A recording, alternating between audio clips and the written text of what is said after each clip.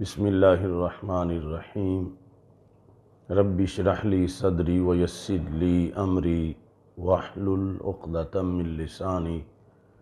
یفقہوا قولی رضیت باللہ ربا وبالاسلام دینا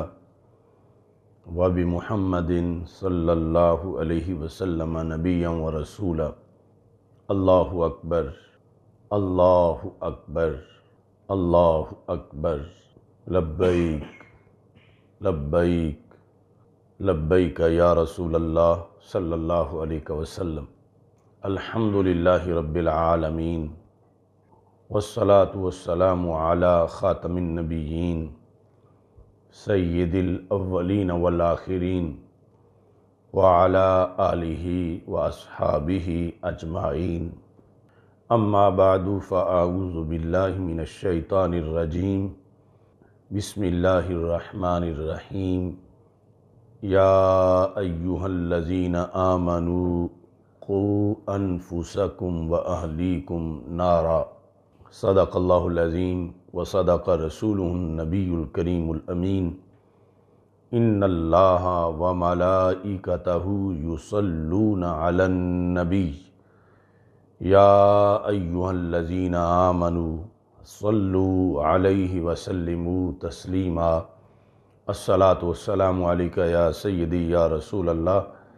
وعلی آلک واصحابک یا حبیب اللہ۔ الصلاۃ والسلام علیک یا سیدی یا خاتم النبیین وعلی آلک واصحابک یا سیدی یا خاتم المعصومین۔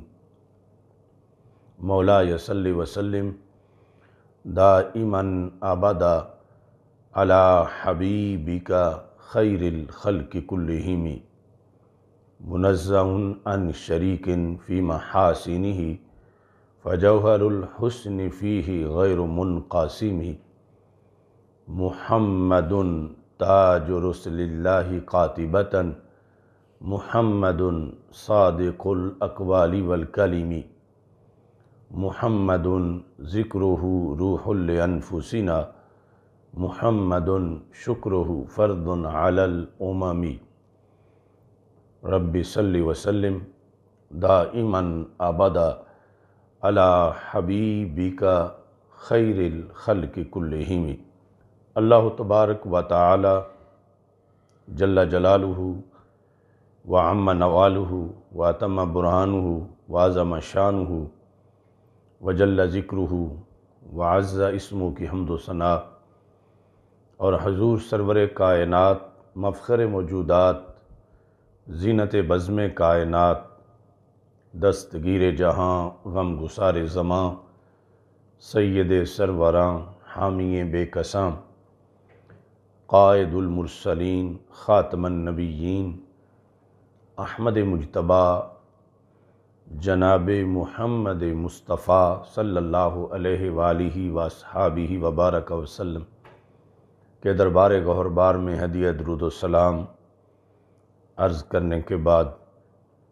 السلام علیکم ورحمۃ اللہ وبرکاتہ۔ خالق کائنات جل جلالہ کی دی ہوئی توفیق سے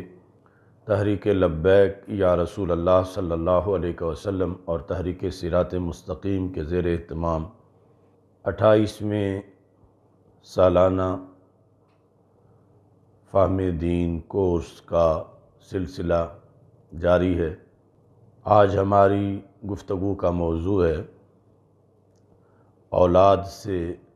سختی یا نرمی۔ یہ موضوع بھی نہایت اہم موضوعات میں سے ہے اور اس کے بھی ان گنت پہلو ہیں۔ قرآن مجید برہان رشید میں رب ذوالجلال نے 88 مرتبہ یا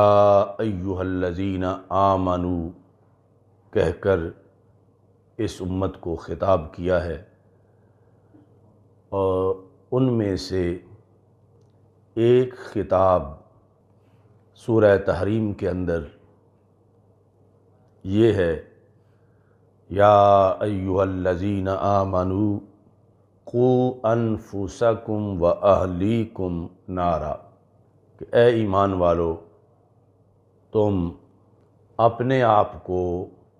اور اپنے اہل و عیال کو آگ سے بچاؤ۔ آگ سے مراد ہے نار جہنم۔ یا ایہا الذین آمنوا میں اللہ کی طرف سے اظہار محبت ہے، چونکہ مومن اللہ کا اپنا نام ہے، المؤمن المہیمن العزیز الجبار المتکبر۔ تو رب ذوالجلال اس امت کو کوئی بھی حکم دینے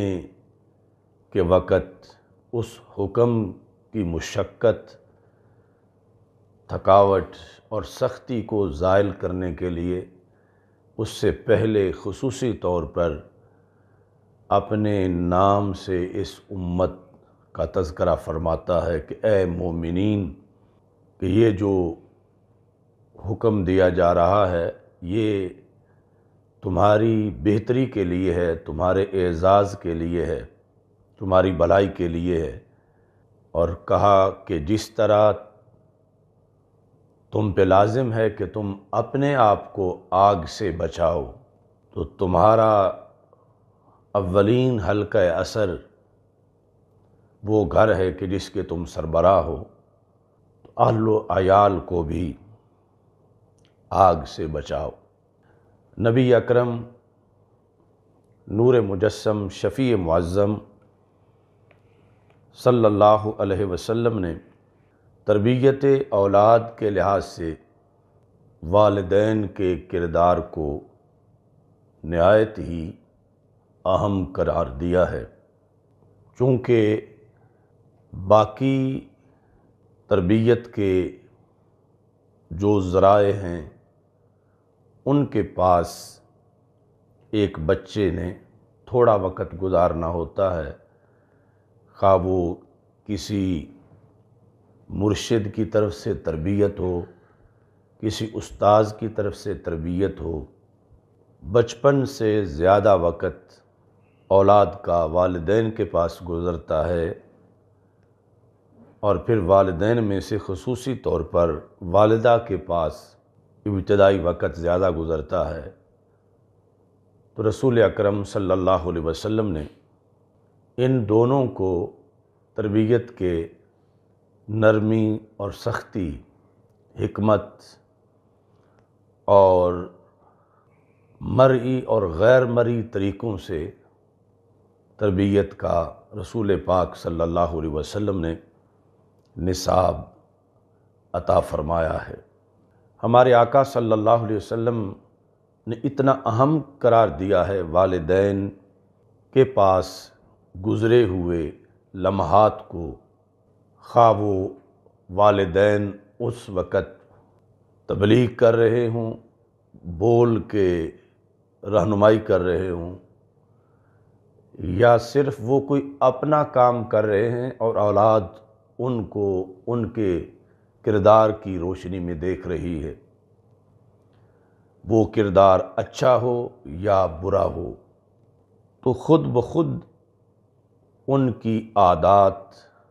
ان کے افکار، ان کے خصائل،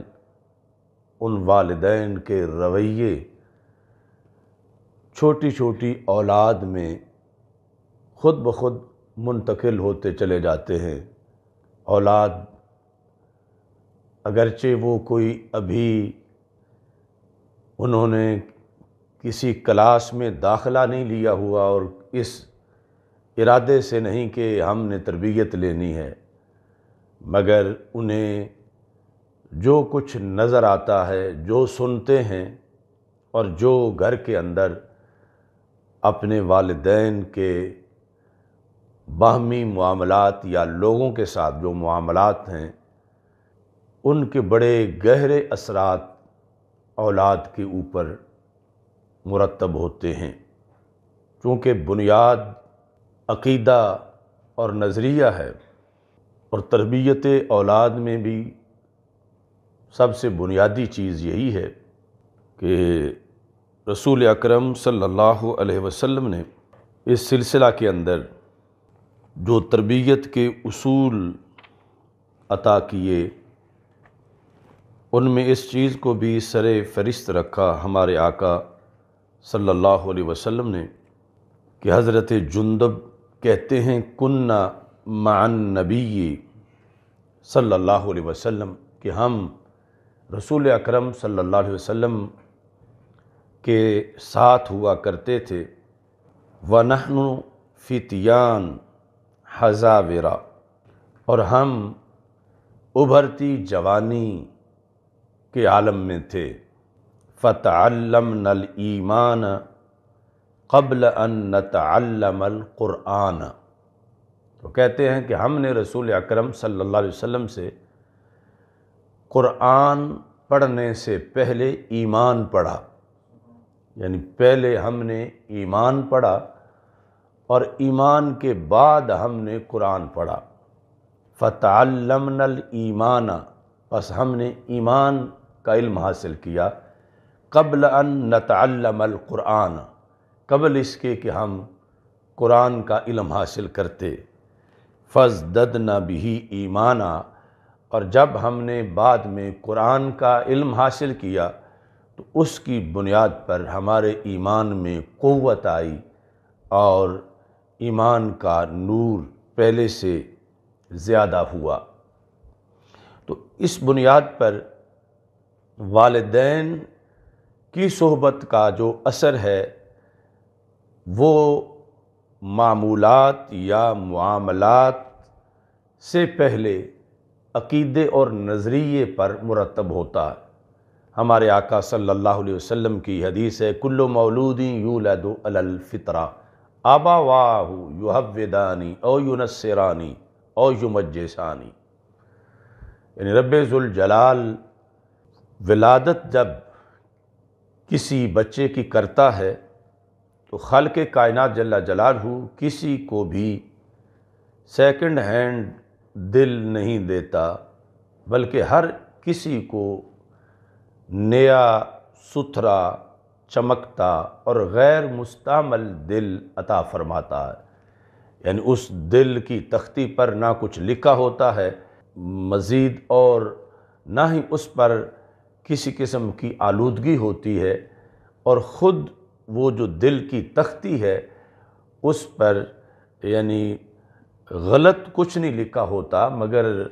اللہ کی حکمت اور رب ذوالجلال کے فضل سے حق کا فیضان اس دل کی تختی میں موجود ہوتا ہے کہ اگر اس پر کوئی اور عوامل اثر انداز نہ ہوں تو وہ دل اللہ کی طرف سے ایمان کا گہوارہ قرار پاتا ہے، کیونکہ کل مولود یولد علی الفطرہ، یعنی بچہ جہاں بھی پیدا ہو، امیر غریب کے گھر میں، رب ذوالجلال اس کو مکمل صلاحیتیں دیتا ہے اور اس کا دل جو ہے وہ فطرت پہ ہوتا ہے۔ فطرت انسانی جو ہے وہ ہے دین اسلام اور وہ ہے عقیدہ اہل سنت۔ تو ہمارے آقا صلی اللہ علیہ وسلم فرماتے ہیں ابواہ یہودانی، بچہ جس کو اللہ نے صاف دل دیا،